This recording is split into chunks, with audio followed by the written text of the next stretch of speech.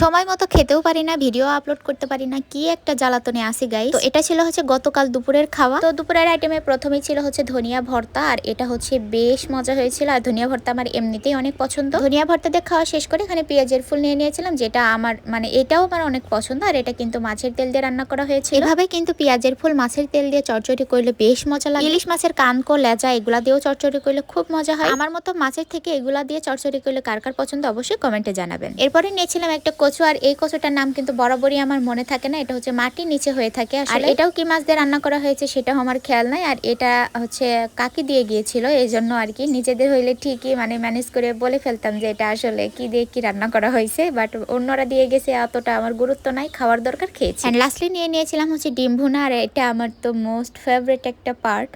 ডিম থাকলে আমার আর কোনো কাজ করে না, এটা আমার খেতেই হবে। এখানে যদি 10টা আইটেম দিয়েও আমার খাওয়াটা শেষ হয় না, খেতে না ইচ্ছা করলেও আমার ডিমের তরকারিটা খেতেই হবে। আর এই ডিম ভুনাটা কিন্তু বেশ ঝাল ঝাল হয়েছিল, বেশ মজা হয়েছে।